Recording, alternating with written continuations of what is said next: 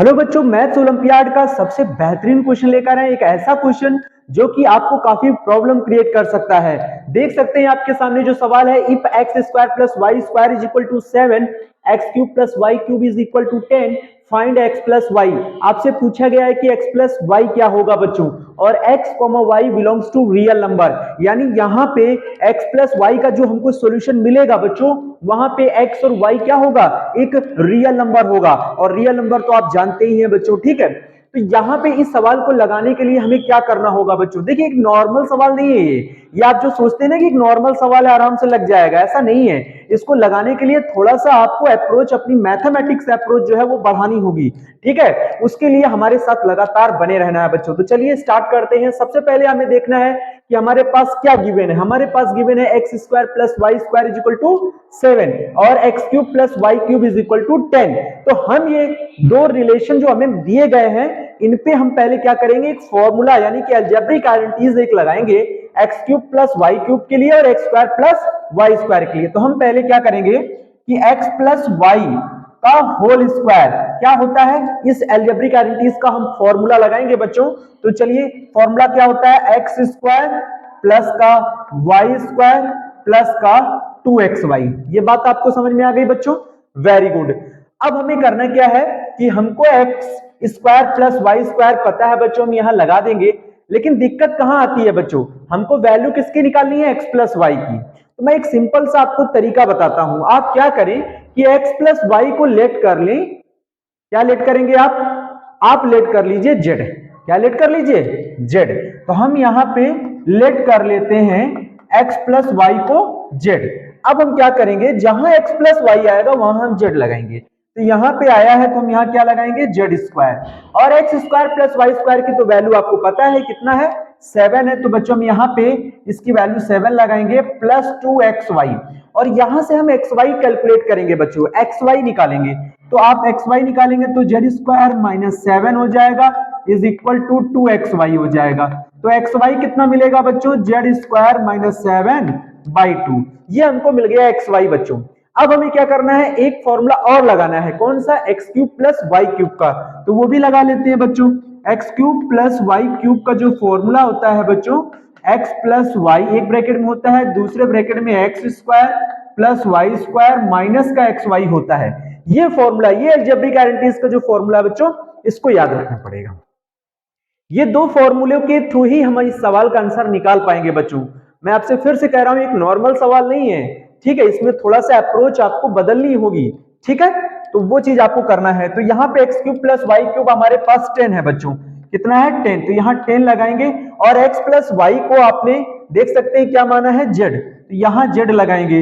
X square plus y square कितना है बच्चों, 7 है गिवन। तो यहाँ 7 लगाएंगे माइनस एक्स वाई की वैल्यू कहां है बच्चों, ये है, देखिए है ना ये।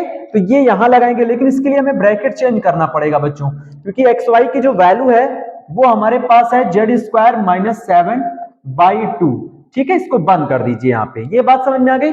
अब आपको करना क्या है बच्चों, यहाँ 10 लिखना है, यहाँ जेड लिखना है, और यहाँ पे आपको एलसीएम लेना है 2 बच्चों। क्या लेना है, ये 2 एलसीएम आएगा, इसके अपॉन 1 मानेंगे, 2 7 जा हो जाएगा 14, माइनस का अंदर इंटू करिए, 2 से 2 तो कैंसिल हो जाएगा, तो ऊपर एज इट इज ही रहेगा, और माइनस माइनस प्लस हो जाएगा। तो जेड स्क्वायर प्लस 7 ब्रैकेट बंद कर दीजिए। अब आपको क्या करना है बच्चों, ये 2 इसके साथ मल्टीप्लाई में लिखा हुआ है, यानी इस तरह से जेड इंटू करके, तो हम ये 2 का क्रॉस कर देंगे। 2 का क्या कर देंगे, क्रॉस, किसमें होगा, 10 में। तो कितना आ जाएगा, 20, और जेड का अंदर इंटू कर देंगे तो 14 प्लस 7 कितना होता है, 21। 14 प्लस 7 कितना होता है, 21। उसमें इंटू किसका होगा, जेड का। तो 21 जेड हो जाएगा, और पहले से यहां माइनस का जेड स्क्वायर है, तो जेड का इंटू करेंगे तो यहां पाएंगे हम माइनस जेड क्यूब। ये बात समझ में आ गई बच्चों, वेरी गुड। अब हमें क्या करना है, जेड क्यूब को लेफ्ट में ट्रांसफर करिए, प्लस का हो जाएगा, 21 जेड को भी लेफ्ट में ले आइए, माइनस का 21 जेड हो जाएगा, प्लस का 20 पहले से ही है यहाँ पे बच्चों, तो ये 20 हो जाएगा इज इक्वल टू 0। उम्मीद है आपको इतना समझ में आ गया होगा। हमें याद रखना है, हमें जेड की वैल्यू निकालनी है। किसकी वैल्यू निकालनी है, जेड की। और जेड की जो वैल्यू निकलेगी वही हमारा क्या होगा, एक्स प्लस वाई होगा। और हमसे फाइनली पूछा क्या गया था, एक्स प्लस वाई। तो हमारा फोकस होना चाहिए जो हमसे पूछा गया है उसी पर, ठीक है। तो यहाँ पे बच्चों z cube minus 21 z plus 20 is equal to 0, क्या आप इसके फैक्टर कर सकते हैं, क्या आप इसके फैक्टर कर सकते हैं? अगर आप कर सकते हैं तो बहुत अच्छी बात है, नहीं तो फिर क्या है हम बताएंगे कैसे करना है बच्चों। देखिए सबसे पहले आप z की ऐसी कोई वैल्यू रखिए जिससे ये पूरी वैल्यू क्या बन जाए, जीरो बन जाए। क्या बन जाए? जीरो। तो मैं देखता हूं यहाँ पे z की वैल्यू 1 से ये क्या हो जाएगा, जीरो हो जाएगा, यानी z इक्वल टू 1 रखने से ये जीरो बन रहा है बच्चों। देख सकते हैं 1 और 21, मतलब 20 और 1 मिलकर हो गया 21 और ये हो गया -21, तो कैंसिल होकर जीरो आ जाएगा। z इक्वल टू 1 इसका एक फैक्टर है बच्चों, तो z माइनस 1 इसका एक फैक्टर बनेगा ना। z इक्वल टू 1 इसके रखने से क्या हुआ है, ये वैल्यू जीरो आई है, तो z माइनस 1 इसका एक फैक्टर हो गया। इसका मतलब है हमको z माइनस 1 बनाना है। तो उसको कैसे बनाएंगे बच्चों, थोड़ा सा दिमाग लगाइए। या तो आप इसको reminder theorem and factor theorem का यूज किया गया है, तो आप z माइनस 1 से इसमें डिवाइड कर सकते हैं। क्या कर सकते हैं, डिवाइड। ठीक है, तो हम डिवाइड नहीं करेंगे, हम डायरेक्टली इसको प्रोसेस करेंगे। तो यहां देखिए z क्यूब लिखा हुआ है, फिर हम क्या करेंगे, माइनस का z, क्या लिखेंगे, माइनस का z लिखेंगे, क्योंकि हमको बनाना है z माइनस 1। तो z कॉमन करेंगे तो z स्क्वायर माइनस 1 हो जाएगा, लेकिन z माइनस 1 z प्लस 1 तो z स्क्वायर माइनस 1 को लिख सकते हैं ना बच्चों। तो हम बिल्कुल सही बना रहे हैं, माइनस z लिखिए और फिर क्या लिखेंगे, माइनस का 20z। अब आप देखिए -20 -1 मिलकर क्या हो गया, -21z, यानी मैंने इस मिडिल टर्म को क्या कर दिया, स्प्लिट कर दिया। उसके बाद लास्ट में फाइनली क्या है, 20 इज इक्वल टू 0। अब आपको करना क्या है बच्चों, ध्यान रखिए, अब आपको कॉमन करना है। क्या करना है, कॉमन करना है। तो यहां से क्या कॉमन आ रहा है, यहां से z आ रहा है, अंदर मिलेगा z स्क्वायर माइनस 1, यहां से -20 कॉमन आ रहा है तो मिलेगा z minus 1 is equal to 0।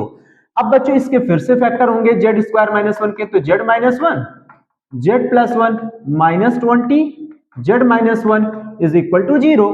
अब आपको क्या करना है, हम देख सकते हैं दोनों में से क्या कॉमन हो रहा है, z माइनस 1 बच्चों यहां से कॉमन हो जाएगा। अब बचेगा क्या, z प्लस 1 और z का इंटू करिए इसमें बच्चों, तो z स्क्वायर प्लस z हो जाएगा, और ये तो कॉमन हो चुका है, तो यहां बचेगा माइनस का 20 इज इक्वल टू 0। अब आप क्या करेंगे, एक बार इसको 0 से क्विट करेंगे, एक बार इसको 0 से क्विट करेंगे, तो इसके फैक्टर्स मिलेंगे हमको, z minus 1 is equal to 0, then z equal to आएगा बच्चों 1। ये ध्यान रखिएगा, z इक्वल टू क्या आएगा, 1 आएगा। अब z इक्वल टू 1 आ गया है, दूसरी वैल्यू देख सकते हैं आपके पास क्या है, z square plus z minus 20 is equal to 0। तो 20 मतलब 20 का z स्क्वायर में इंटू करेंगे, 20z स्क्वायर, और मिडिल टर्म को स्प्लिट करेंगे यानी फैक्टर करेंगे, तो 20 के फैक्टर क्या हो जाएंगे बच्चों, ऐसे दो फैक्टर जिसको एडिंग या सब्ट्रैक्टिंग करने पर 1z आए। तो बताइए ऐसा कौन सा है, ऐसा है 5 और 4। तो प्लस का 5 हो और माइनस का 4 हो तो प्लस का 1 बचेगा, यानी z बचेगा, अगर हम z लेंगे उसके साथ। तो यहां पे हम लिखेंगे z स्क्वायर प्लस का 5z माइनस का 4z माइनस का 20 इज इक्वल टू 0। आप देख सकते हैं z को मैंने दो टर्म्स में स्प्लिट कर दिया, 5 में 4 जाएगा, प्लस का 1 आएगा कि नहीं आएगा, वेरी गुड। तो 1z, 1 लिखा नहीं जाता है इसलिए उसको z ही लिख देते हैं, ठीक है।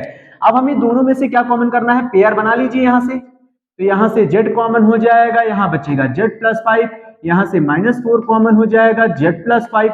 देखिए बच्चों कॉमन करते समय एक बात ध्यान रखिएगा, दोनों ही ब्रैकेट में सेम नंबर्स होने चाहिए हमारे पास, ठीक है, तभी कॉमन को सही समझा जाता है, ठीक है। यहाँ पे अब आपका दोनों ब्रैकेट में क्या है, z प्लस 5, तो ये कॉमन कर लेंगे, तो यहाँ पे बचेगा, ये कॉमन कर लिया बच्चों, तो ये जब आप कॉमन कर लेंगे तो यहाँ z बचेगा, यहाँ -4 बचेगा, तो ये हम यहाँ लिख देंगे इज इक्वल टू 0।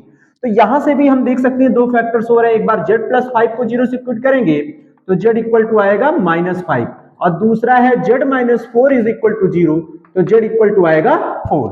यानी जो आपके पास आंसर आ रहा है ना बच्चों, वो कौन कौन से हैं, एक पहला वाला देखिए ये है z इक्वल टू 1, क्या आया है, z इक्वल टू 1 आया है, कॉमा, दूसरा आया है z इक्वल टू -5, तीसरा आया है z इक्वल टू 4। और आपको वैल्यू किसकी चाहिए, आपको वैल्यू चाहिए x प्लस वाई की, और आपको पता है बच्चों ये जो 1 -5 और 4 है ये हमारे कैसे रियल नंबर हैं, ये हमारे कैसे हैं, रियल नंबर हैं। तो x प्लस वाई किसके इक्वल है, z के। तो यहां से हम देख सकते हैं कि z की जगह x प्लस वाई लगाएंगे तो कितना आएगा 1, कॉमा, फिर इस z की जगह लगाएंगे तो x plus y is equal to हो जाएगा -5, क्या है यहाँ पे बच्चों, माइनस का 5, और उसके बाद फिर यहां लगाएंगे तो x plus y is equal to आएगा 4।